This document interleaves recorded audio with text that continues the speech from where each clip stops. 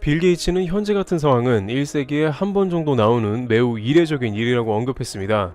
그만큼 전 세계적으로 우려가 확산되며 각국의 대응이 매우 쉽지가 않다는 것입니다.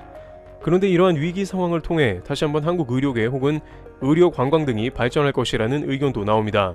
한국 의료계 및 국가 시스템 등이 매우 수준이 높다는 것은 세계적으로도 오래전부터 유명했습니다만 이렇게까지 속도가 빠르면서도 많은 사람들이 적절하게 치료를 받는 정황이 이번 일로 드러난 것입니다. 안 그래도 한국 의료관광시장은 예전부터 각국의 부호들에게 관심을 받아온 터였습니다. 실제 한국의 의료관광은 세계적으로 유명한데 중동의 왕족들은 한국의 대형 병원을 선호해 한국의 의료관광 등을 자주 오는 것으로 각종 언론 및 기관 등에 보도된 바 있습니다. 실제 작년 여름에는 두바이 왕족의 공주가 조용히 한국에 와서 수술을 받고 갔습니다. 카타르의 부국왕은 역시 작년 6월에 한국의 한 대학병원에 의료시술을 받고 다녀왔습니다.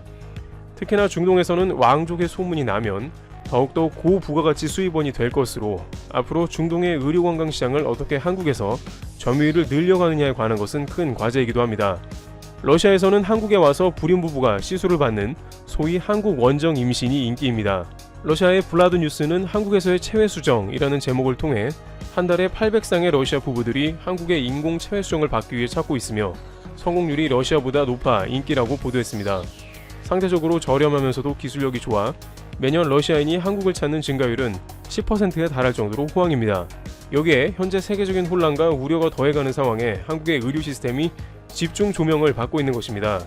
영국 BBC는 한국 당국의 믿을 수 없는 대처와 빠른 처리 속도가 단연 의료 시스템을 돋보이게 한다고 했으며 미국 타임즈는 한국의 의료 시스템은 투명하고 체계적인 것이 이번에 드러났다고 보도했습니다.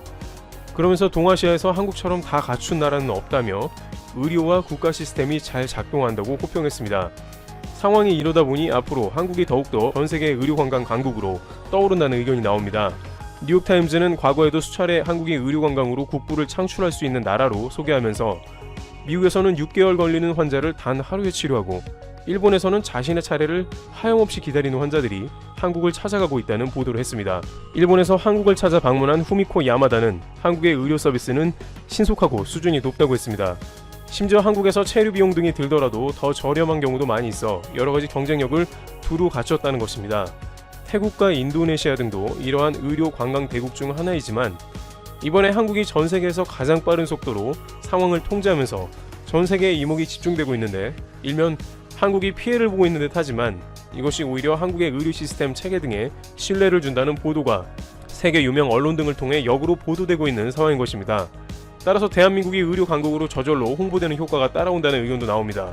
미 매체 폴리티코의 데이비드 림 보건 담당 기자는 한국은 단시간에 엄청난 숫자를 파악하는 능력을 가졌는데 미국은 이에 따라가지 못한다고 했으며 네덜란드의 에라스마스 의대 과학부장도 한국 보건당국의 능력은 엄청나다며 감탄을 자아냈습니다.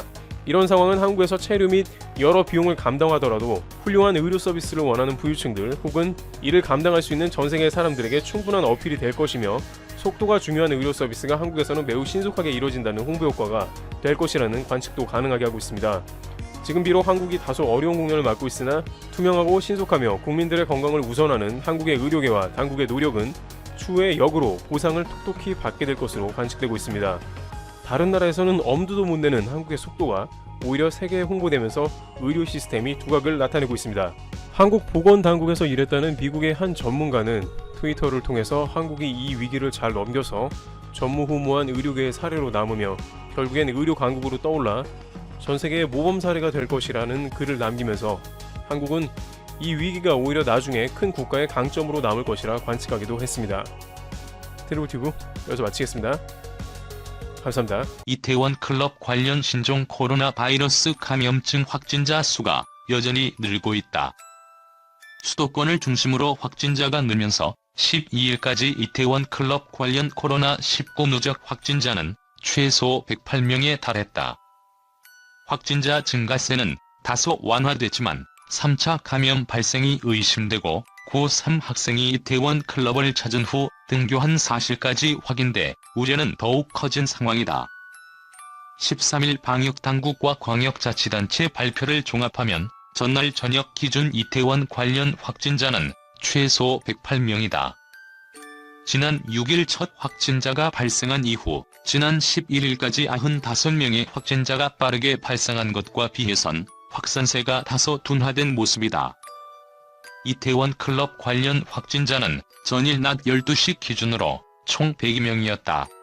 지역별로는 서울 64명, 경기 23명, 인천 7명, 충북 5명, 부산 1명, 전북 1명, 제주 1명이다.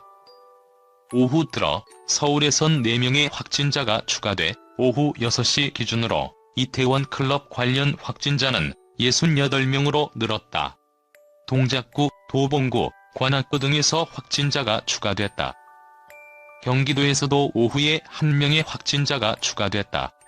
수원시에 사는 20대 확진자는 동작구 확진자인 직장 동료에게서 감염된 것으로 추정된다. 이로써 경기도 내 이태원 클럽 관련 확진자는 24명으로 증가했다. 부산 사하구에서도 이태원 클럽을 방문한 27세 남성이 추가로 확진을 받으면서 부산 확진자는 총 2명이 됐다. 이를 종합하면 10일 저녁 이태원 관련 확진자 수는 서울 68명, 경기 24명, 인천 7명, 충북 5명, 부산 2명, 전북 1명, 제주 1명 등 최소 108명이다. 문제는 이태원 클럽 관련 확진자 증가가 3차 감염까지 이어지고 있다는 점이다. 이날 오후 추가로 확진된 18세 도봉구 남성 확진자는 도봉구 10번 확진자가 다녀간 코인 노래방에 들린 후 코로나19에 감염된 것으로 보인다.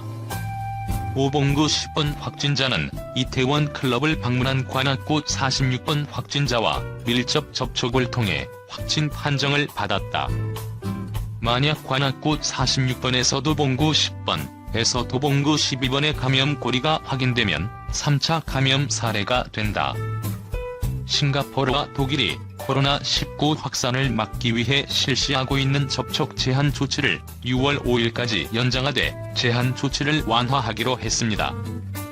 서울 이태원 클럽에서 발생한 신종 코로나 바이러스 감염증 집단 감염을 계기로 사회적 거리두기를 생활 속 거리두기로 전환한 게 성급한 결정이었다는 주장이 나오고 있다. 향후 이태원 클럽 확진자 규모에 따라 생활 속 거리두기 유지 여부가 결정될 것이라는 전망까지 나오는 상황이다. 우리나라보다 앞서 생활 속 거리두기를 과감하게 결정한 싱가포르가 코로나19 대규모 확산을 겪은 전례가 있는 만큼 방역당국은 긴장의 끈을 놓지 못하는 모습이다. 방역당국은 등교 개학, 생활 속 거리두기 등 중요한 결정을 할 때마다 싱가포르 사례를 면밀히 검토하고 반영했다. 앞서 싱가포르 정부는 지난 3월 23일 등교 개학과 일상 복귀를 선언했다. 하지만 이틀 뒤인 3월 25일 한 유치원에서 집단 감염이 발생하는 등 시작부터 삐걱거렸다. 여기에 이주노동자 숙소를 중심으로 코로나19 집단 감염이 발생하고 통제마저 어렵게 됐다. 스트레이트 타임스를 포함한 싱가포르 언론에 따르면 현지 이주노동자 30만여 명은 기숙사 수십 곳에 모여 살고 있으며 거주시설이 좁고 밀집돼 있어 코로나19 집단 감염이 생기기 쉬운 환경이다. 지난 6일 싱가포르의 코로나19 누적 확진자 수는 2만 198명으로 2만 명을 넘어섰다. 싱가포르 전체 인구가 약 584만 명인 점을 고려하면 대규모다. 인구가 약 5,100만 명인 우리나라보다도 누적 확진자 수가 2배로 많다. 싱가포르가 이주 노동자를 중심으로 코로나19 확산세를 겪었다면 우리나라는 수도권 유흥시설이 제2의 감염 파도를 일으킬 수 있는 고위험 시설로 부상했다. 문제는 코로나19의 전파력이 잠복기와 증상 발현 직전 등에 가장 높다고 알려졌다는 점이다. 국제학술지 네이처 메디신에 지난 15일 실린 논문에 따르면 중국 연구진이 사람 간전염이 확인된 77성을 조사한 결과 44%는 초발 환자로부터 증상이 나타나기 전 잠복기에 전염됐을 것으로 추정됐다. 연구진이 환자 목에서 검체를 채취한 면봉을 통해 감염력을 조사했더니 증상이 나타나기 평균 2월 3일 전부터 시작돼 증상 발생 직전인 0.7일 전 정점에 도달했을 것으로 추정됐다. 이러한 감염력은 증상 발현 일주일 안에 빠르게 감소하는 것으로 연구진은 추정했다. 결국 환자 대부분으로부터 증상이 나타났을 것으로 추정되는 13일 전까지 이태원 클럽 관련 확진자를 찾지 못한다면 가족이나 지인, 직장 동료 등을 통해 얼마든지 2차 감염이 발생할 수 있다는 얘기다. 그리고 방역 당국이 찾아내야 할 범위는 접촉자의 90% 이상이다. 무증상 전파가 가능하고 증상 발현 전 전염력이 높게 나타난다면 한시라도 빨리 접촉자 대부분을 찾아내 격리해야 지역사회 전파를 차단할 수 있기 때문이다. 권준욱 부본부장은 10일 비록 코로나19가 증상 발현 전에 많은 40% 이상의 전파를 시킨다고 하지만 최대한 빠른 시간 안에 90% 이상의 접촉자를 추적해서 찾아낸다면 결국은 억제가 가능하다며 시간과의 싸움이기 때문에 일단 클럽 관련된 대상자 그리고 이들로부터 이루어진 지역사회의 전파, 클럽 관련이 됐든 지역사회가 됐든 확진자들이 종사하고 있는 시설이나 기관 등에 대해서 추가로 계속해서 전파 가능성에 대비해서 추적하고 있는 활동들 자체가 이 발제로 값을 1 이하로 떨어뜨리기 위한 노력이라고 설명했다. 오히려 코로나19 긴급사태가 선포된 일본이 한국의 이태원 클럽 집단 감염을 예주시하고 있다. 일본 언론들은 이단 신천지 사태처럼 운분 가능성이 높은 클럽 방문자를 한국 보건당국이 어떻게 추적하는지 조명했다.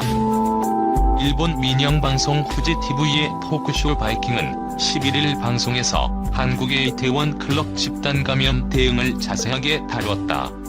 한국 문화를 즐기는 배우 사카가미 시노부가 해당 프로그램의 진행을 맡고 있다. 방송에 출연한 히가시코 쿠바로 히데오 전 미야자키현 지사는 백신이 개발되기 전까지는 이런 상황이 반복되고 한국도 예상 범위 아니었을 것이라며 GPS, 신용카드, CCTV 등으로 한 명씩 추적한다. 대단하다. 이런 경우가 생겼을 때 확실히 집단 감염을 쫓아 정비해서 점점 해제를 해나갔다라고 한국의 시스템을 높게 평가했다. 반면 일본 시스템에 대해서는 일본은 어떤 전략으로 해나갈 것인가? 팩스로 대응하고 있는 곳은 세계에서 일본뿐이다. 어디에서 감염됐는지, PCR 검사를 했는지 다 종이에 손으로 써야 한다. 그게 팩스로 후생노동성에 가고 있다니 어불성설이라고 따갑게 비판했다. 다른 전문가 역시 한국의 집단 감염 추적 시스템과 방역 지침이 왜 신뢰감을 주는지 분석했다. 히데오 전 지사와 함께 방송에 출연한 전문가는 1, 2, 3차 감염이 이미 머릿속에 들어있고 어떤 움직임을 하면 좋을지 구상이 돼 있다. 또 지자체장들도 말하는 게 확실해서 일본인은 저건 말이 심하지 않냐고 생각할 정도라며 이것이 신뢰감을 주는 근본이다. 또 다른 하나는 역시 온라인이다. 체제를 확실히 구축해 원인 추적을 해나간다라고 밝혔다. 이에 사카가미 역시 예상범위 아니니까 역시 손 쓰는 방법이 빠르다. 일본은 정말 새삼 IT 후진국이라는 생각이 든다라고 동조했다. 한국에 거주 중인 일본 칼럼니스트 역시 이태원 클럽 집단 감염 르포를 보도하면서 한국과 일본의 대응 차이를 전격 비교했다. 요시자키 에이지 칼럼니스트는 한국의 감염자 추적을 일본에서는 실현이 불가능한 지점이라고 봤다. 또 신속한 정보 전달, 사회적 거리두기 완화 등 성공적인 방역 근간에 바로 이런 추적 시스템이 있다고 판단했다. 그는 한국의 사회적 거리두기 완화는 사정이 근본적으로 다르다. 그 배경에는 감염자 행동 추적 시스템이 있다. 주민등록번호를 통해 보건당국은 감염자의 신용카드 결제 내역을 확인해 이동 경로를 파악할 수 있다고 전했다. 그러면서 한국은 감시 카메라 대국인 것도 일본과는 다르다. 인구 5,200만 명인 국가에 추정 800만 대가 설치돼 있다. 의무화된 장소도 많고 민간 설치도 많다. 즉 집단 감염지 방문자를 영상에서 특정하기 쉽다라고 덧붙였다. 마지막으로 요시자키 칼럼니스트는 고국인 일본의 생각의 차이는 물론 일본에 지금 이런 제도나 인프라가 보급되는 것은 무리다. 이것이 한일의 크게 다른 점이다. 앞으로 일본에서 행동 규제에 대한 완화 이야기가 나온다면 비교 예시로 소개하고 싶다라고 강조했다.